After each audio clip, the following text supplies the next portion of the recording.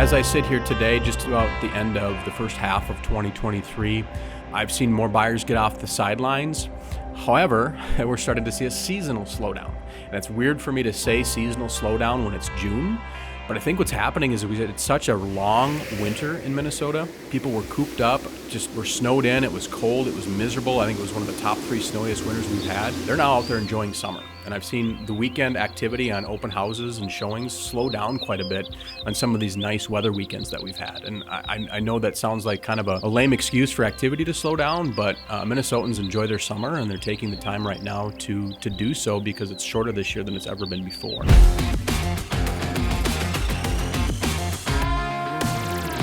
So we're wrapping up the spring market, heading into the summer market, and the first half of 2023 has been a very complex, very unique time in the real estate industry. As we sit today, some of the data points that I find interesting are new listings are down about 22% metro-wide. Pending sales are down roughly 26%. Closed sales, 25%. Days on market to sale, that's a big one. That's up 50%.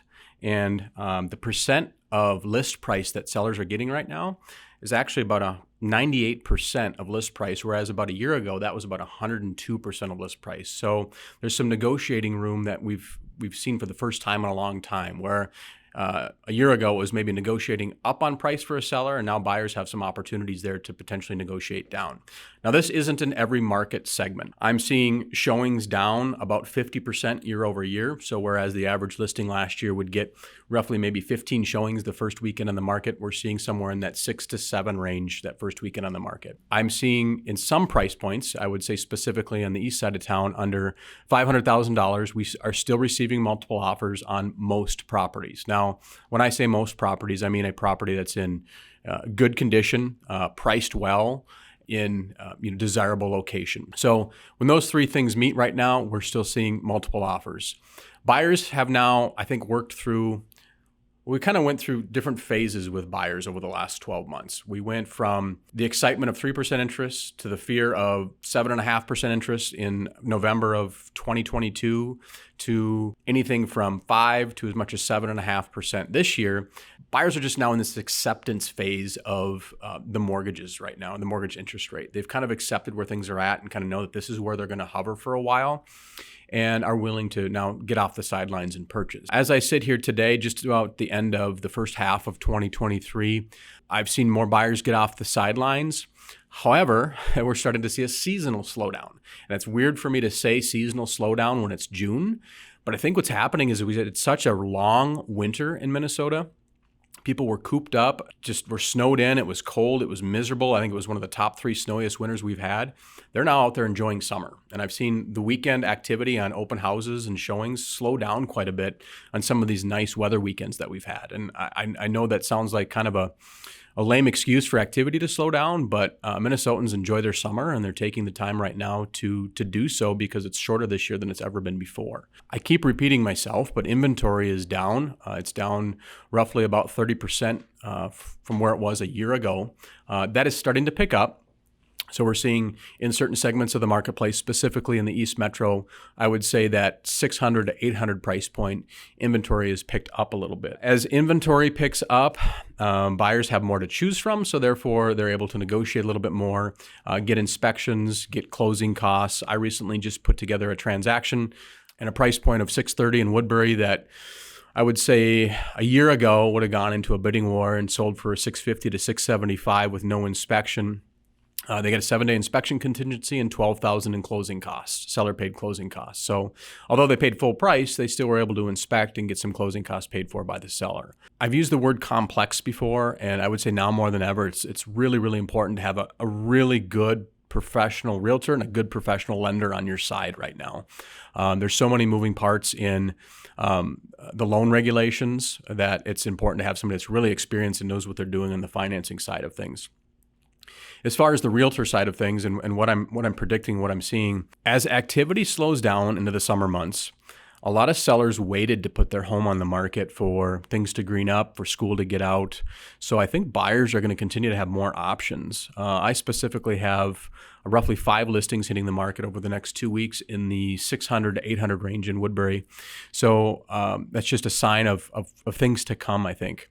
Inventory right now, we're seeing about a 45-day supply of inventory, where last year at this time we saw maybe a 14-day supply of inventory.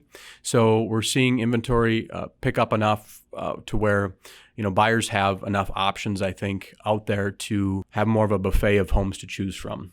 One of the things that I'm trying to impress upon my clients right now is the COVID market is gone.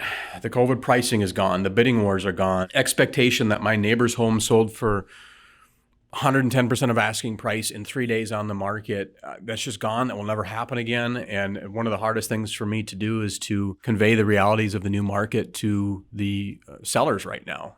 So I think if you're looking to sell your home, it's still a great time. The buyers are still buying. And like I said, they've moved into the acceptance phase of interest rates. And the millennial generation, they need housing right now. They're the biggest segment of buyers out there. So it's still a great time to sell. It's just not what it was, and it will never be what it was. I think as we get into the kind of the back nine of this year, the second half of this year, we're going to see things slow down. I think it'll be a sluggish, specifically October 1st and later. I think things will get really, really quiet again, unless interest rates tend to dip down into the low 5s for some reason, which I don't think they will. They're currently in the high 6s, near 7%. And if interest rates do come down enough to push more buyers into the marketplace, we could soften that blow a little bit as we head into fourth quarter of this year. Now, looking long term, I know a lot of people are thinking, well, I'm going to just wait till next year as a buyer, because the housing market might crash. It's going to be state to state. I think there's going to be local markets that'll do well and local markets that won't do so well. I think our local market might struggle a little bit in 2024. However, election years typically are stronger years in the housing market, and we might be saved by an election year.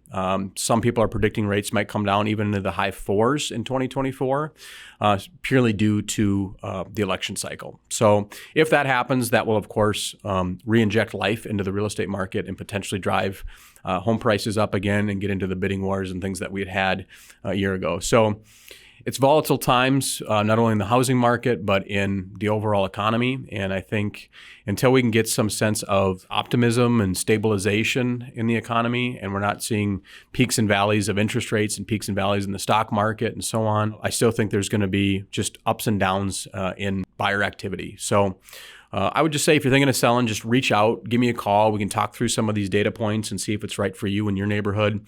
I've got some sellers right now that I've told to sit on the sidelines and wait because there's 4 or 5 homes. I've got some sellers that I've told to wait and sit on the sidelines right now because there's 4 or 5 homes for sale in their price point in their neighborhood. So maybe now is not the best time. Let's let them burn through that inventory, and we'll come on the market in the next 60 days or so. So again, if you're thinking of buying or selling, reach out. I'll be happy to provide you with some guidance and tell you what might be best for you and point you in the right direction.